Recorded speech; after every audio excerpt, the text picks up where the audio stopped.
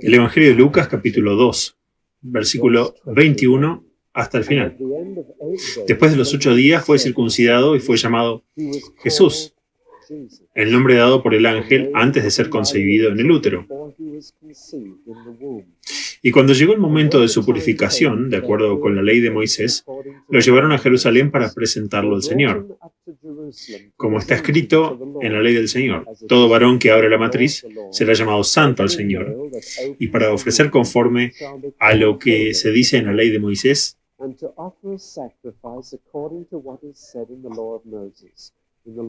en la ley del Señor, un par de tórtolas o 2 pichones. Había un hombre en Jerusalén cuyo nombre era Simeón, y este hombre era justo y devoto, buscando la consolación de Israel, y el Espíritu Santo estaba sobre él. Y lo había sido revelado por el Espíritu Santo que no vería la muerte antes de haber visto a Cristo el Señor. E inspirado por el Espíritu vino al templo, y cuando los padres trajeron al niño Jesús para que hiciera de acuerdo con la costumbre de la ley, lo tomó en sus brazos y bendijo a Dios. Y dijo: Señor, ahora deja que tu siervo parta en paz de acuerdo con tu palabra. Porque mis ojos han visto tu salvación, la cual has preparado en presencia de todos los pueblos, una luz para revelación a los gentiles y para gloria de tu pueblo Israel. Y su padre y su madre se maravillaron de lo que se decía de él. Y Simeón los bendijo y dijo a María su madre: He aquí este niño está puesto para la caída y el levantamiento de muchos en Israel, y para una señal que se habla en contra, y una espada atravesará tu propia alma también, para que los pensamientos de muchos corazones puedan ser revelados. Y hubo una profetisa, Ana, la hija de Fanuel, de la tribu de Aser. Ella era de gran edad, después de haber vivido con su esposo 7 años desde su virginidad, y era viudo hacía 84 años. Y no salió del templo, adorando con ayuno y oración noche y día. Y subiendo a esa misma hora, dio gracias a Dios y habló de él a todos los que esperaban la redención de Jerusalén. Quiero hablar esta mañana sobre esta parte de la historia navideña que se ignora por completo en las celebraciones navideñas. No hay villancicos ni himnos sobre esta parte de la historia. No hay tarjetas navideñas con esta parte de la historia en ellas. No hay obras de teatro que yo conozca o haya visto con niños que incluyen estas partes. Y sin embargo, estos eventos ocurrieron entre la visita de los pastores y la visita de los Reyes Magos a Belén. Y cada vez que escuchas la historia de Navidad hay un salto de los pastores a los hombres sabios, a pesar de que pasaron muchos meses entre estas dos visitas. Y es de los eventos que tuvieron lugar en el medio de los que quiero hablar. Son parte de la palabra de Dios. Están ahí para contarnos sobre la Navidad, y si queremos todo el significado de la Navidad, tenemos que leerlas. Ahora, ¿por qué hay esta brecha cuando estamos tan familiarizados con todas las demás partes de la historia que casi podríamos recitarlas sin ninguna referencia? Podríamos contar la historia navideña con detalles, los niños podrían, y los adultos podrían. Y sin embargo, estos eventos simplemente se saltan, y quiero saber por qué pasa esto. Bien, yo he escrito 4 posibles razones. La primera razón es que estos eventos no tuvieron lugar en Belén, sino en Jerusalén. Hay un cambio de escenario y por lo tanto esto quizás rompe la continuidad de nuestro pensamiento. Y aunque solo había 6 millas entre las dos ciudades, el cambio de escenario parece producir un bloqueo mental. Porque los magos vinieron a Belén. Luego saltamos directamente de los pastores a los sabios y nos quedamos en Belén en Navidad. Pero Jerusalén también es parte de la historia. Una segunda razón por la que estos eventos se saltan es que no son muy dramáticos, no son tan sensacionales, no son emocionantes, no hay ángeles en el cielo, no hay estrellas, no hay nada del drama de los otros eventos, y me temo que todos somos culpables de amar lo sensacional, como han descubierto los periódicos y han explotado esta condición. A todos nos gusta lo dramático, las historias que sucedieron de maneras emocionantes, las cosas sobre las que puedes pintar escenas, pero estos eventos no son dramáticos, no son sensacionales. En tercer lugar, estos eventos son la única parte de la historia de Navidad que son completamente judíos. De principio a fin, y nosotros somos gentiles, y puede ser que en el fondo de la mente gentil, en el fondo de todos nosotros, hay algo que no le gusta que se le recuerde, que Jesús fue y es judío, y que José y María eran judíos, y que esta es una familia judía.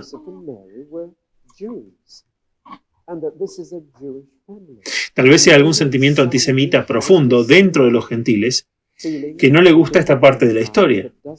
No nos es familiar, es difícil de entender. Pero una cuarta razón, y creo que es la razón más profunda, es que estos eventos solo son entendidos y apreciados por creyentes con mentalidad espiritual. El incrédulo no puede sacar nada jugoso de ellos. El incrédulo le gusta mirar la historia de los pastores y los sabios, pero no estos eventos. Ellos son discernidos espiritualmente. Y por lo tanto, mi estudio esta mañana es para los que tienen mentalidad espiritual. Si tienen una mentalidad espiritual, se regocijarán con lo que estudiamos. Si no, me temo que no les interesará. Así que tal vez sea algo bueno que el Señor haya enviado la nieve esta mañana, porque esto ha espantado a algunos y trajo a los que realmente quieren estudiar la historia y dejar que sus almas se alimenten de la palabra de Dios. Además de cualquier otra cosa, estos eventos nos dicen mucho sobre José y María, sobre los padres, y también nos presentan al tercer grupo de personas que vieron a este bebé. Los pastores fueron el primer grupo que vio al bebé, y los sabios fueron el tercer grupo que vio al bebé. Pero el grupo del medio es quizás el grupo más importante de todos y el que pasamos por alto. Y el grupo del medio está compuesto por solamente dos personas, un anciano y una anciana. Y son el grupo más importante de todos los que conocieron a este bebé. Así que comenzamos con el capítulo 2 de Lucas, versículo 21, y ahora la historia es terriblemente judía, y se hacen cosas con este bebé que nosotros no necesariamente hacemos con nuestros bebés. Y es vital darse cuenta de que estas cosas no se hicieron por costumbre judía, sino por la ley de Dios a través de Moisés. Y María y José, siendo judíos, estaban bajo esa ley. Y Jesús también era un bebé judío y estaba bajo esa ley. Y lo primero que sucedió fue que el padre, con cualquier pariente masculino que pudiera reunir en Belén, y debió haber algunos en ese momento de su propia familia, se reunían y circuncidaban al bebé. Una operación en la que se derramaba sangre y era muy dolorosa. A menudo pienso en esto cuando escucho a los niños cantar en un pesebre. El pequeño Señor Jesús no llora. Lo digo con reverencia, pero estoy bastante seguro de que lloró en ese momento. Era humano. Y no debemos olvidar la humanidad de Jesús cuando pensamos en su deidad. Lloró más tarde en la vida cuando tenía dolor mental o emocional. No se avergonzó de sus lágrimas y estoy bastante seguro de que el pequeño Señor Jesús lloró en este punto. Estaban haciendo lo que le hacían a cada bebé varón judío desde hace 2000 años. Una pequeña operación que lo iba a marcar como judío, que lo marcaría para siempre como judío. Ahora, ¿qué significaba esta inusual y peculiar operación en esos días y en ese escenario? Hoy en día se realiza por motivos médicos, sociales o higiénicos, pero en aquellos días era por razones religiosas. ¿Qué significaba? Hay tres razones que puedo pensar. Una que ya mencioné, que lo marcaba como judío, era bastante permanente, nunca podría volver a disfrazarse de no judío. Y aunque no era una señal pública, estaba allí. Y sería un recordatorio constante para un hombre mismo que pertenecía al pueblo de Dios. Eso era lo primero. En segundo lugar, también era una señal de una promesa hecha 2000 años antes y transmitida a través de la línea de sangre del hombre a quien se le hizo Abraham. Y dado que la operación era en el órgano reproductivo, era un signo de una promesa hecha a la semilla heredada a lo largo de la línea. Y eso también le hablaba a un judío tan profundamente de algo muy maravilloso en su historia, por lo que era una señal de que Jesús estaba en la línea de esta promesa. ¿Y cuál era la promesa? Que Dios daría una bendición a los judíos que se esparciría de ellos a todas las familias de la tierra y a todas las naciones. Y esa promesa bajó acompañada de esta señal, que era la garantía de la promesa de Jesús. Y con Jesús la señal se detuvo, porque con Jesús llegó la bendición. La tercera cosa que significaba la circuncisión era que ponía a Jesús bajo toda la ley de Moisés. Cada pequeña cosa escrita en la ley de Moisés, Jesús ahora la tenía que obedecer. Un niño que era circuncidado era por eso, era hecho responsable de guardar la ley de Moisés en cada pequeño detalle. Por supuesto, un bebé no puede guardar las leyes y por eso la ley judía era que hasta los 12 años, el padre y la madre eran responsables ante la ley de que se guardara hasta el último detalle en la vida de este niño. Y luego a los 12 años tenían que llevarlo y presentarlo en la sinagoga o en el templo, y a partir de entonces él mismo era responsable. Un proceso muy similar a la ley inglesa, donde los padres son responsables del comportamiento de los niños hasta una cierta edad. Y luego después de eso son los propios niños. Bueno, en relación con estas tres cosas, les recuerdo primero que Jesús fue y es un judío. Eso debería cambiar su actitud hacia cada judío que conozcas. Desde el Shylock de Shakespeare, los judíos han tenido una mala imagen en Inglaterra y se han hecho bromas sobre los judíos con bastante libertad. El inglés, el irlandés y el judío los escucharon todos. Y los judíos se han convertido en un hazmerreír para muchos y un signo de desagrado para otros. Pero recuerden siempre que Jesús era judío, y lo es. Fue circuncidado al 8º día. En segundo lugar, recuerden que Jesús heredó la promesa de Abraham y que si quieren la promesa de la bendición de Abraham, deben venir directamente a Jesús. Y cuando lo conozcan a Él, recibirán la bendición de Abraham. Y en tercer lugar, recuerden que Jesús estaba bajo la ley para poder levantarla de nuestros hombros. Aquí estoy en una verdad espiritual muy profunda. Si nunca han estudiado Gálatas, quizás les resulte difícil seguirme. Vayan a casa y lean Gálatas completo hoy. Se trata de la circuncisión, se trata de la carga de la ley. Cuando lees la ley de Moisés son páginas y páginas de pequeñas leyes, docenas de cosas que debes y no debes hacer. Es una forma de vida muy complicada y, ¿saben? Si tuvieran que mantener eso, nunca comenzaría a ser lo que Dios quiere que sea. Se convierte en una carga espantosa. De hecho, me encuentro bajo una maldición porque hay una maldición en estas leyes que dice: maldito es el que no continúa en todas las leyes para cumplirlas. Y yo estoy bajo esa maldición y también estaban todos los demás judíos bajo esa maldición. Pero Jesús, cuando fue circuncidado, se sometió a la ley, nacido bajo la ley, para quitarla de mi espalda.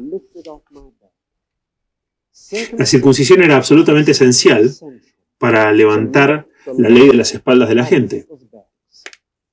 Y Jesús fue el único hombre que guardó todos los preceptos de la ley mosaica durante toda su vida. Y luego rompió la maldición mediante la adopción de la maldición de la ley sobre sus propios hombros, y por lo tanto levantándola de los míos. ¿Por qué no estamos bajo la ley de Moisés? Porque no estamos. ¿Por qué es que vas a ir a casa hoy y tal vez poner un asado en el horno a pesar de que la ley de Moisés te prohíba hacerlo? ¿Por qué te sientes libre de traer bebés al mundo sin circuncisión?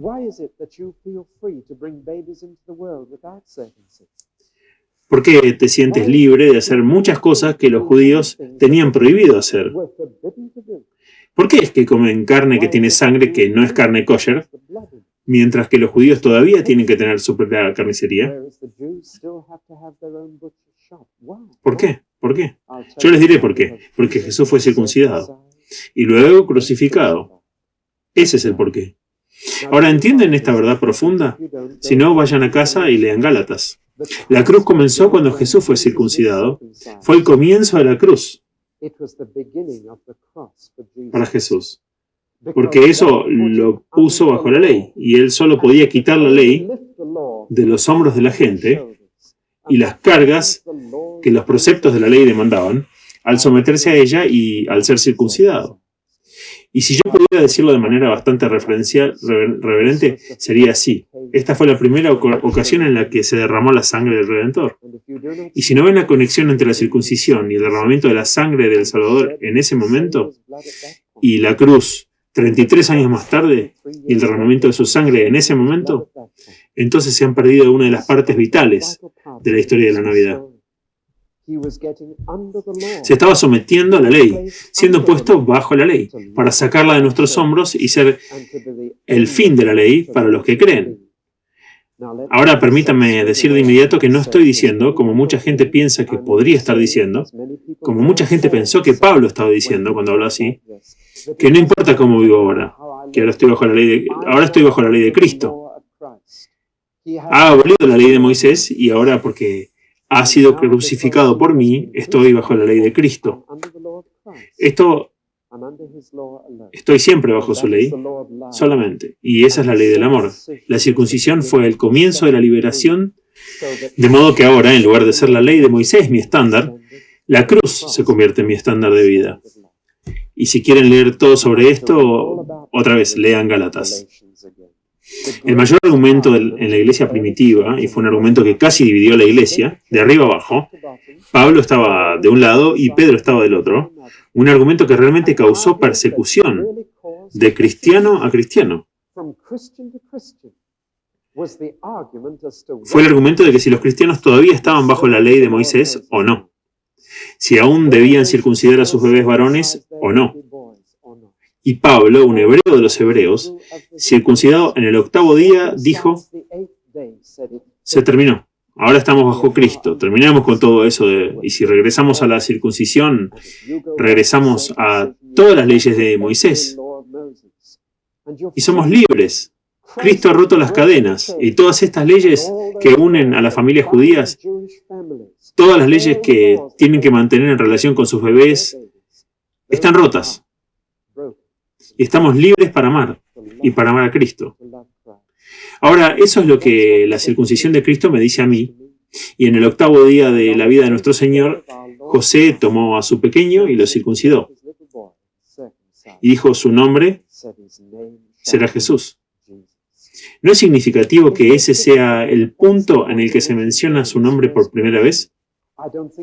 No creo que a los pastores se les haya dicho su nombre, pero en este punto, cuando fue circuncidado, que fue el comienzo de liberar a la gente de la ley, su nombre es Jesús, porque salvará a su pueblo de sus pecados.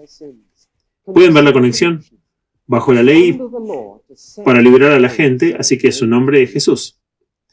El nombre Jesús significa para mí que ya no estoy bajo Moisés, estoy bajo Jesús. Y su servicio es libertad perfecta. Ahora pasamos a lo siguiente que sucedió unos 32 días después.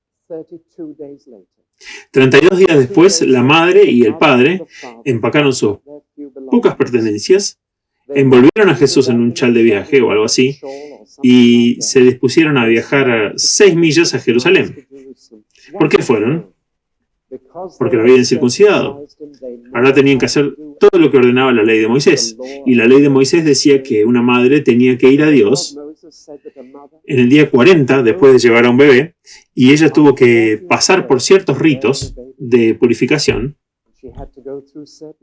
y ofrecer ciertos sacrificios y estar limpia. Hasta que hizo eso, no tenía permitido ir a la sinagoga, no tenía permitido ir a adorar. La ley impedía a una madre ir a adorar. Con el fluir de la sangre se había vuelto inmunda, y hasta que no ofreciera un sacrificio no podía ir. Todo esto es la ley de Moisés y tenía que hacerse. Así que María y José, antes de que los magos llegaran cerca de Belén, se pusieron en camino y viajaron 6 millas nuevamente por la carretera a Jerusalén, y fueron por sus ritos de purificación. Si era una niña, tenía que esperar 80 días. Si era un niño, tenía que esperar 40 días. No me pregunten por qué, porque no tengo idea. Y su conjetura es tan buena como la mía. No he podido averiguar por qué. Pero eso es lo que tenían que esperar. Así que en este caso, 40 días. Pero hay algo más. Si el niño que abrió el útero primero era un niño, entonces ese niño era de Dios. Cada varón que abría el vientre, el primer hijo, si era un niño, era de Dios. Debía ser entregado a Dios por completo, y el niño debía ser considerado como de Dios. Como por ejemplo, cuando un judío recibía un salario, lo dividía en décimos, y el primer décimo era de Dios. Así que cuando un judío tenía niños, el primer niño era de Dios. Dios tiene el derecho de lo primero en nuestras vidas. Él es primero, y si un niño viene primero, el niño es de Dios. Cuando se promulgó la ley por primera vez, significaba que a la edad de 12 años, el niño era llevado al tabernáculo o al templo y lo nombraban sacerdote. Y los padres solo lo criaban durante los 12 primeros años, sabiendo que debían entregarlo al servicio del Señor a los 12. Más tarde, cuando solo los levitas eran sacerdotes, la madre y el padre tenían que llevar al bebé al templo, presentarlo al Señor y reconocer que era el primogénito. Luego tenían que pagar dinero para recomprarlo para ellos. Y pagaban 5 shekels para redimir al primogénito. Y reconocían que este niño era de Dios y daban 5 shekels para tenerlo de regreso. Esta es la ley judía. María y José subieron a Jerusalén porque el primer niño que había abierto el vientre de María era un niño, así que tomaron al niño y lo presentaron al Señor. Y en este caso no lo compraron de vuelta. No dijeron lo queremos de vuelta. No trajeron 5 shekels. Dijeron, Señor, este es tu hijo, lo que significa que a la edad de 12 años puedes tenerlo por completo. ¿No es sorprendente que 12 años después se sorprendieran tanto cuando él se quedó en el templo? Le habían dado al niño, no habían comprado al niño de nuevo, sabían que debían dejarlo en el templo cuando tuviera 12 años, y sin embargo cuando se quedó allí vinieron y lo regañaron y dijeron, tu padre y yo te hemos estado buscando por todas partes. ¿Qué estabas haciendo? Qué rápido podemos olvidar lo que le hemos dado a Dios. ¿Le han dedicado su nuevo hogar a Dios cuando lo compraron? ¿Es todavía de Dios? ¿Le dieron su vida a Dios hace muchos años? ¿Es todavía de Dios? Qué rápido olvidamos lo que dedicamos. El año nuevo llega de nuevo y estoy bastante seguro de que de nuevo el Señor hablará con ustedes como Él me habla a mí en el año nuevo y dice, vuelve a dedicarte. Lo hacemos y unos meses después nos olvidamos que lo hicimos. Los padres lo presentaron al Señor y 12 años después olvidaron que lo habían hecho. Lo regañaron por quedarse en el templo. Hay otra cosa aquí que encuentro muy interesante. María ofreció por su purificación 2 tórtolas, pájaros muy pequeños y pequeñas palomas. Una familia común tenía que presentar un cordero. Solo una familia muy pobre podía pagar 2 tórtolas y 2 palomas. ¿Qué me dice eso acerca de José y María? Que eran muy pobres. Es todo lo que podían permitirse, un par de pajaritos, que comprarían por unas pocas monedas. ¿Y qué me dice eso acerca de Dios? Me dice esto, que Dios preferiría tener padres con poco dinero que harían por un niño lo que Dios quiere que hagan, antes que poner a un niño en un hogar donde hay todo lo que el dinero puede comprar, donde los padres no hacen lo que Dios quiere. Este es el mensaje que entiendo de esto. Verán, Dios eligió a José y María como padres adoptivos para su pequeño hijo y lo llevaron a casa. Antes de continuar con esta sección, ¿puedo recordarles cuánta sangre hay en ella? Es por eso que a la gente no le gusta esta parte de la historia de Navidad. Está la sangre de Jesús derramada cuando fue circuncidado. Está la sangre de María, que la dejó impura y por la cual tuvo que hacer sacrificio. Y está la sangre de 2 tórtolas y 2 palomas, ofreciendo sacrificio por la madre. Nunca entenderemos la maravillosa historia de nuestra salvación si nos perdemos la palabra sangre. Es el hilo escarlata que corre como un hilo escarlata, atraviesa cada cuerda usada en la Marina Real de Su Majestad. Es el hilo escarlata que corre a través de este libro. El hilo escarlata de la sangre. Está ahí desde el principio, cuando Abel trajo su sacrificio en sangre. Está ahí hasta el final. Estos son los que han salido de la gran tribulación y han lavado sus ropas blancas en la sangre del Cordero. Y hay sangre todo a lo largo de este libro. Es por eso que cuando venimos al servicio de comunión esta mañana, tomamos vino. Parece sangre, y esa es la intención. Nuestra religión es una religión de sangre. Es la sangre de Jesús derramada por los pecados del mundo, que hace posible que vengamos aquí esta mañana. Ahora permítame dirigirme al grupo de personas que entraron en el cuadro. María y José y el bebé estaban en el templo de Jerusalén. Y a ellos vino un tercer grupo de adultos, o al menos fue el segundo en el tiempo. Los pastores primero, los sabios terceros. Pero el segundo grupo, dos ancianos. Había dos grandes diferencias entre este grupo y los otros dos grupos. Una era, como dije, el bebé vino a ellos. Ellos no hicieron el viaje hacia el bebé. El bebé fue llevado a su presencia para ser visto. Y por lo tanto, la segunda diferencia fue que no tenían el tipo de guía que los demás habían tenido. Los pastores tuvieron un ángel en el cielo que decía, vayan a Belén y vean. Los magos tuvieron una estrella en el cielo que los guiaba a Belén para ver. Pero con este anciano y esta anciana, ningún ángel, ninguna estrella, el Espíritu Santo en sus corazones les dijo, este es Él. Me siento como en casa con Simeón y Ana, porque yo nunca he visto un ángel en el cielo y nunca he sido guiado por una estrella. Pero el mismo Espíritu Santo que le dijo a Simeón y Ana, este es Jesús, el mismo Espíritu Santo me dijo esto también a mí. Y les dijo a ustedes. Así es como recibimos la confirmación hoy de que este es, de hecho, el Salvador del mundo. El Espíritu Santo dentro de nosotros dice, ese bebé, ese niño, ese hombre, ese cuerpo crucificado, ese Señor resucitado, ese es el Salvador del mundo. Y es el Espíritu Santo quien nos guía ahora a Jesús, que guió a Simeón y a Ana. Ahora de nuevo a la vieja historia, un anciano y una anciana. Tomen al anciano. Tres cosas se dicen de él, que nos dicen que a pesar de que no se hubiera dado cuenta, él conocía a la Trinidad. Era justo y devoto hacia Dios. Estaba buscando al Cristo, el consuelo de Israel, y el Espíritu Santo estaba sobre él. Toda la Trinidad estaba en este anciano. Conocía a Dios, era justo y devoto. Sabía acerca de Cristo, aunque nunca lo había conocido todavía. Y tenía el Espíritu Santo sobre él. Padre, Hijo y Espíritu Santo. Simplemente no puedo imaginarme cómo la gente puede leer este libro y no ver la Trinidad en casi cada página. Padre, Hijo y Espíritu Santo. Todos trabajando juntos en las mentes y corazones de jóvenes y viejos. Ahora, lo más emocionante de Simeón era que él era el único judío, hasta donde sabemos, que sabía cuándo vendría el Mesías. Los demás habían estado esperando 800 años y ninguno de ellos sabía cuándo vendría. Adivinaban, tal como la gente hoy adivina cuándo vendrá de nuevo el Señor Jesús. Tal como la gente adivina y dice, tal vez este año y tal vez aquel año. Son todo conjeturas. Nadie lo sabe. Y muchos ya han demostrado estar equivocados. En esos días los judíos adivinaban, pero nadie lo supo.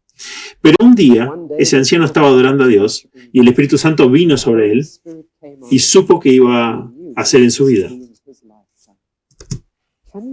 ¿Pueden imaginarse esto? La emoción. Ahora saben que Jesús regresará a la tierra, saben que regresará de nuevo. ¿No esperan que sea en tu vida? Yo sí. ¿No sería emocionante? No habría ningún funeral para mí. Sería muy emocionante, pero no lo sé. Puede ser en mi vida, puede que no. Puede ser en sus vidas, puede que no. No lo sabemos. Cuando vienen los niños, mira a esos niños y piensan que puede ser en su vida. Puede que mis hijos vivan para ver el día en que Jesús regrese a la tierra, pero no lo sabemos. De ese día o de esa hora ningún hombre sabe, ni siquiera el Hijo, solo el Padre. Pero suponiendo que Dios en su misericordia le dijo a un anciano de nuestra congregación, va a hacer en tu vida. ¿Puedo imaginar el secreto, la emoción del misterio en su corazón?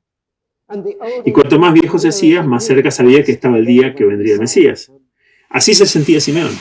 Y cada cumpleaños que tuvo, y cada año nuevo, y cada año viejo que iba y venía, cada año de su vida lo acercaba al Mesías. Debe haber sido muy emocionante envejecer para Simeón. Emocionante. Esperar esto, saber que él iba a ver la venida del Mesías. Y ahora era un anciano. Tal vez caminaba con bastón y tal vez era un anciano tembloroso en el templo. No solo sabía cuándo aparecería el Mesías, sabía dónde. Porque el Espíritu Santo, un día, mientras hacía su oración matutina, le dijo a Simeón, ve al templo. Ve al templo hoy.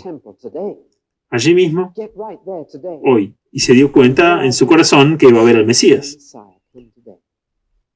Ir a verlo venir hoy. Este anciano apenas podía llegar lo suficientemente rápido. ¿Qué esperaba ver? ¿Esperaba ver una gran figura flotando desde las nubes? Muchos judíos lo hacían y el diablo le dijo a Jesús, ¿por qué no te arrojas del pináculo y flotas hacia abajo y todos sabrán que has venido de repente a tu templo?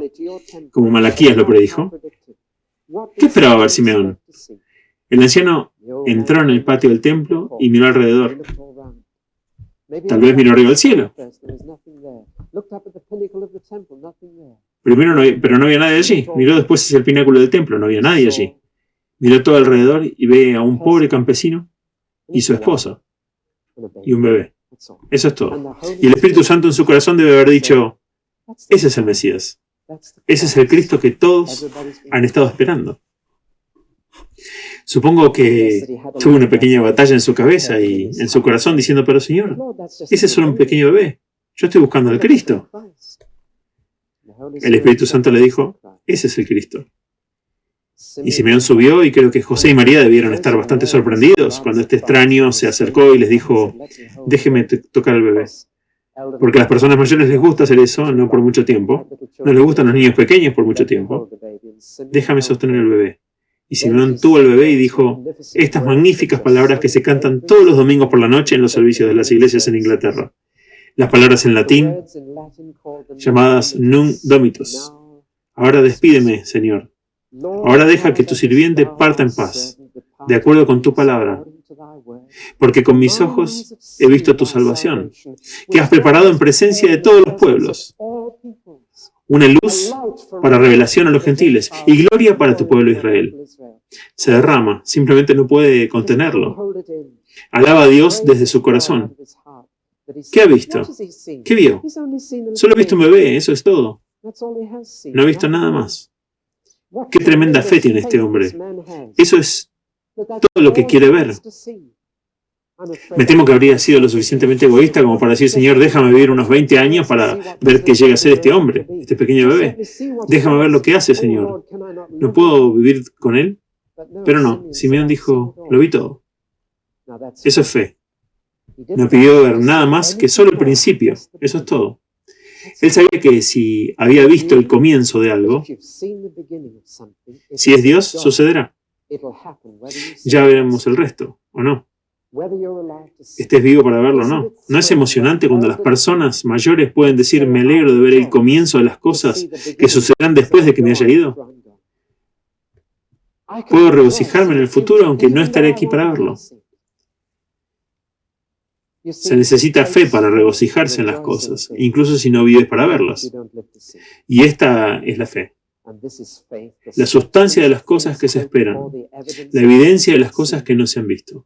Abraham, Moisés, Elías, todos los héroes de la fe de la antigüedad no vivieron para ver el día de Cristo, pero se regocijaron en el propósito de Dios, que se desarrollaba.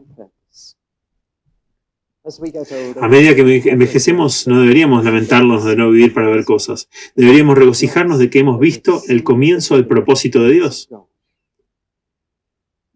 Señor, estoy listo para morir. Estoy listo para ir ahora.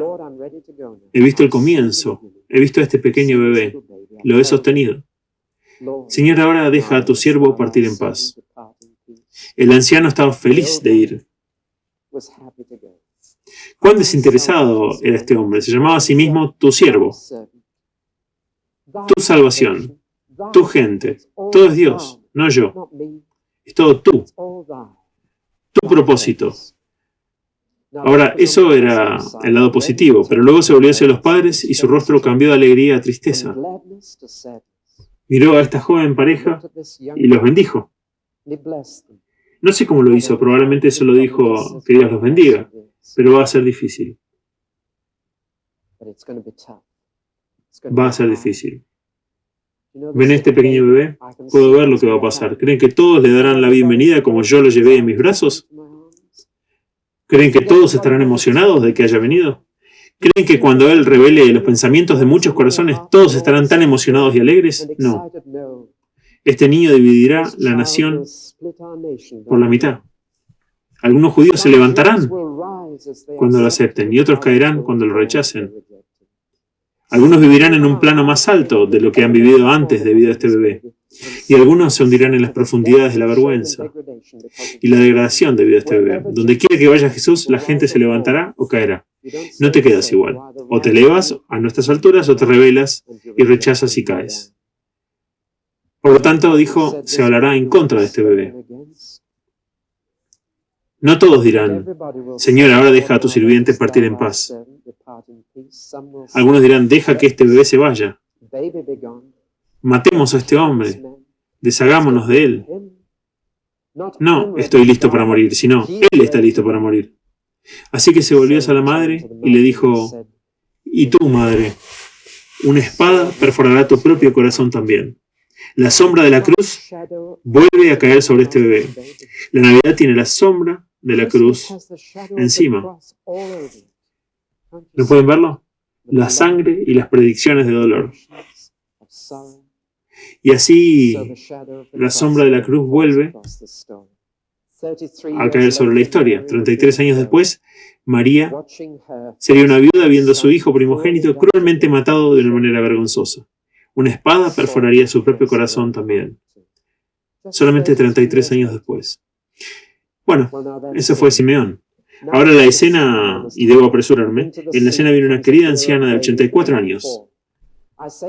Digo vieja, hoy diría anciana, pero en esos días la esperanza de vida promedio era 29. Y una dama de 84 años era asombroso. 84 años de edad. Porque los días de nuestros años son 70, incluso los más robustos podrían llevar a 80, pero 84. Y esta querida anciana había visto una tragedia en su vida, a los 3 niveles. A nivel familiar, solo había estado casada 7 años y luego había sido viudo durante los otros 60 años. Había visto tragedias a nivel tribal. Ella era de la tribu de Aser, que era una de las 10 tribus perdidas llevadas a Siria, y había sido una de las pocas que habían escapado, o más bien lo habían sido sus antepasados, y ella se había quedado con el árbol genealógico, y Ana era una de las pocas supervivientes de una tribu que había sido casi arrasada, y había visto tragedia a nivel nacional. Vivió en Jerusalén, y yo pasé solo unos minutos ayer leyendo la historia de Jerusalén durante los 84 años antes del nacimiento de Jesús, que esta mujer había visto. ¿Saben que fue una guerra civil tras otra?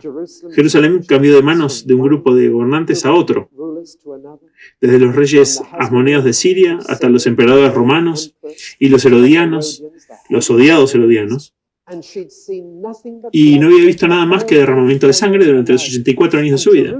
Y Jerusalén, el lugar de Dios, estaba lleno de gente extranjera que los dominaba y los mataba. Esta querida viuda había visto tragedia en su familia, en su tribu, en su nación. ¿Qué hizo respecto a la tragedia?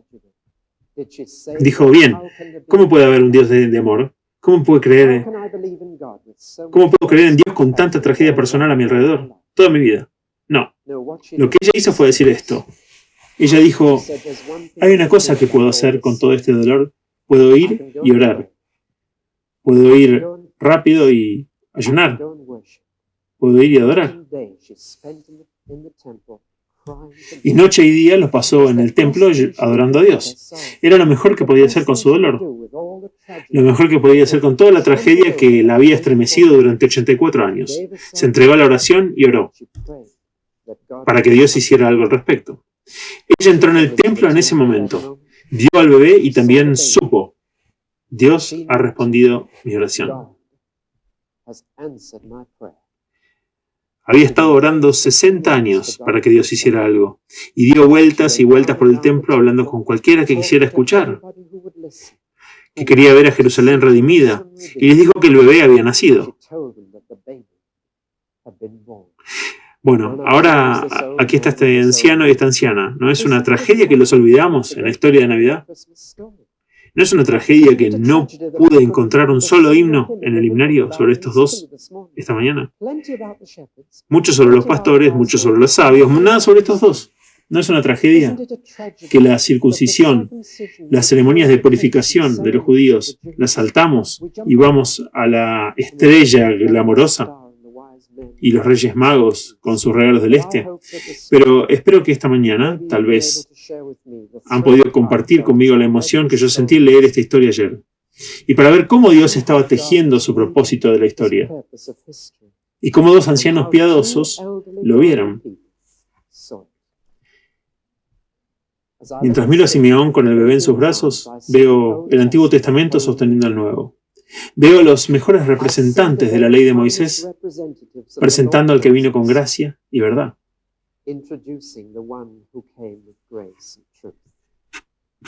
Veo lo viejo pasando a lo nuevo, a Dios cumpliéndose a sí mismo de muchas maneras.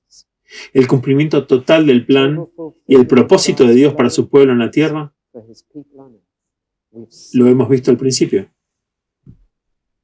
Y si Dios nos llevara el año que viene, entonces podemos decir: Señor, estoy listo para irme, porque he visto tu salvación. He visto la gloria de tu pueblo Israel. He visto la luz para la revelación a los gentiles. Lo he visto todo, así que estoy listo para irme.